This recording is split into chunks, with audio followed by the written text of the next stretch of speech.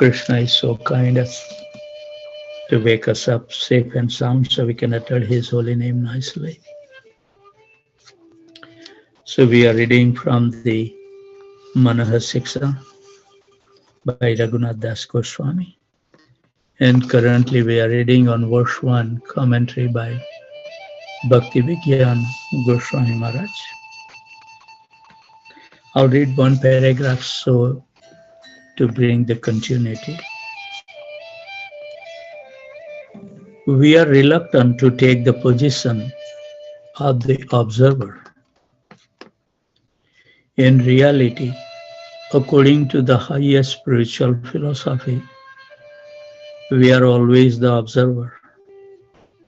However, we do not like being an observer because the observer cannot really enjoy. Unless the observer identifies with what is going on, there is no enjoyment. And the observer does not enjoy, and the enjoyer does not observe. What a nice, wonderful analogy. For example, if we are watching two people fighting, we will not be able to enjoy the fight if we do not identify with one of them. We are given tools, and by using them, we can experience a feeling or a sensation. But having come to the material world to get various experiences, it is very easy and natural for us to identify with those experiences. In the moment when we identified with the experiences, we may feel nothing but enjoyment. However, the consequences are very sad. Any yoga or any spiritual path teaches that we must withdraw and take the position of observers. Raghunath Das Goswami tells us the first thing we must do is detach and look at ourselves with an outward eye. This is a very difficult to do precisely because there are two aspects of the Lord, illusory energy.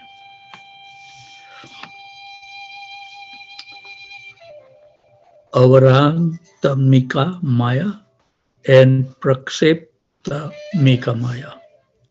Prakseptamika Maya makes us identify with the body and the senses, and Aurantikamika Maya covers the mind and gives us the feeling of happiness. A very good example of how we voluntarily immerse ourselves even deeper into Maya is by drinking alcohol or taking drugs. The chemical substance affects the mind, and the mind changes or transforms. Since we identified with the mind, we immediately identified with this changed mind. This is Prakseptamika Maya. The mind changed by the drugs or alcohol is experiencing a pseudo liberation. A drunken man, for example, feels that he can do anything. He identified with his liberated mind that now feels no boundary, and that very moment, having identified with it, he thinks he is experiencing happiness.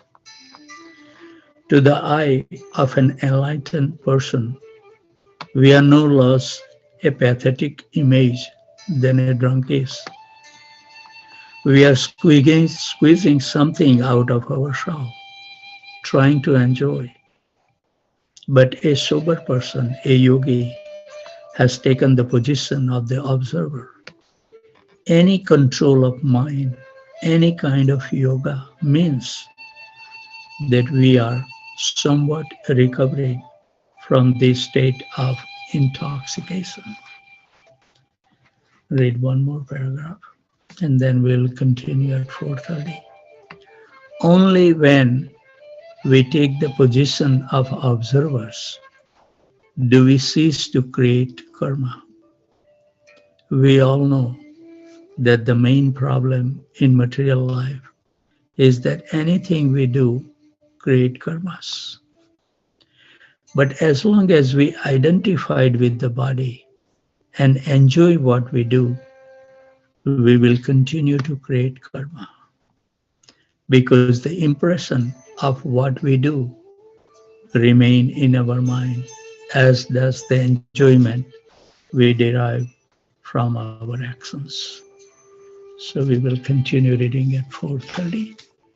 Today also the Pavitravan Ekadasi, very auspicious day. We should give our mind and heart to the holy name, and that's the only purpose we have been up this morning.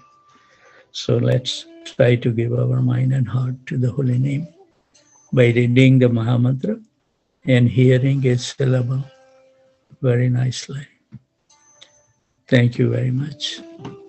Have a best journey of chanting Hare Krishna.